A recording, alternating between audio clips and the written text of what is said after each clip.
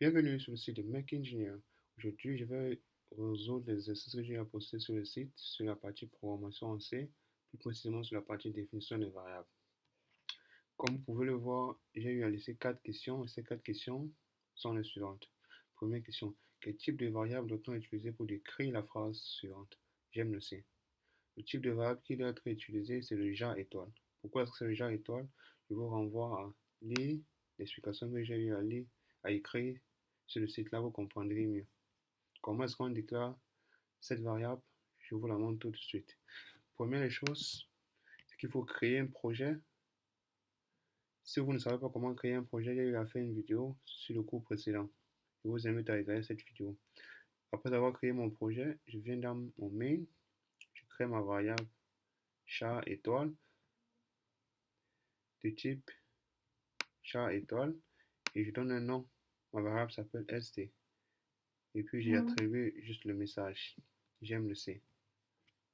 À quoi est-ce que ça ressemble? Je peux vous le montrer.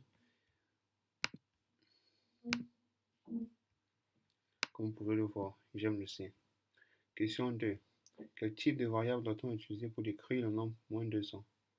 Je vous ai dit le nombre moins 200. Tout ce qui est nombre, c'est integer, double, float. Ceux qui ont choisi float ou double, ça doit fonctionner, mais ce n'est pas totalement juste. Pourquoi? Parce que les doubles et les floats sont des nombres qui ont été prévus pour des nombres avec virgule. Or, comme vous pouvez voir dans mon exemple, c'est moins 200, il n'y a pas de nombre avec virgule. Ce qui fait que ceux qui ont pris integer,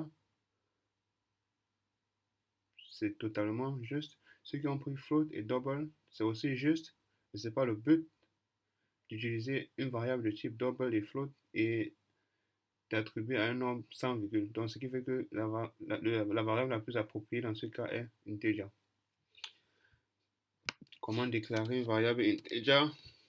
Pratiquement la même chose que sur la question 1, mais juste que vous écrivez integer, vous donnez le nom de votre variable, vous mettez égal et vous attribuez le nombre que vous voulez que votre variable possède. Et cette fonction printf permet d'afficher le nombre. Si vous voulez comprendre comment est-ce que la fonction printf fonctionne, ou plus précisément, c'est que cette ligne sur fonction, c'est décrit ici. Le pourcent d revient à dire que ma fonction printf doit afficher un integer. Si j'écris %ld, il va afficher un long. Si j'écris %s, c'est un jar étoile qu'il affiche. Pas quelque chose de trop compliqué. Comment est-ce que ça fonctionne? C'est pas le but de notre vidéo. Passons à la question 3. La question 3 est la même chose, la même que la question 2. La seule différence que notre nombre doit être strictement positif. Quelle contrainte doit-on ajouter pour que notre nombre soit strictement positif? Unsigned. Unsigned signifie en français non signé. Donc, ce qui veut dire que en langage de programmation, pratiquement dans tous les langages de programmation, les signes moins 1 et plus sont utilisés comme des signatures en fait. Donc, ce qui fait que quand je viens dire unsigned ici, je viens dire mon nombre n'a pas de signature. Comme vous le savez, un nombre sans signature est automatiquement positif. Donc, c'est la raison pour laquelle 200 est un nombre strictement positif. Voyons ce que ça donne.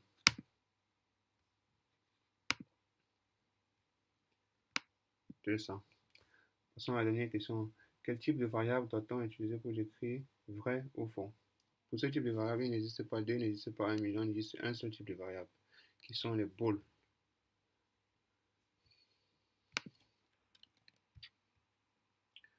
Je viens, je dis bool, j'appelle le nom de ma variable var et je dis true, qui veut dire en français vrai. Et vous voyez, il a pour valeur 1. Pourquoi 1? Lisez dans le cours. J'ai rappelé dans le cours que le bool a une structure d'un bit. Donc, c'est la raison pour laquelle vous voyez le 1 ici. Si on a dit sur false, ici on doit avoir 0. Et ici, je dis juste si var nom de ma variable est égal à true, affiché, je suis vrai.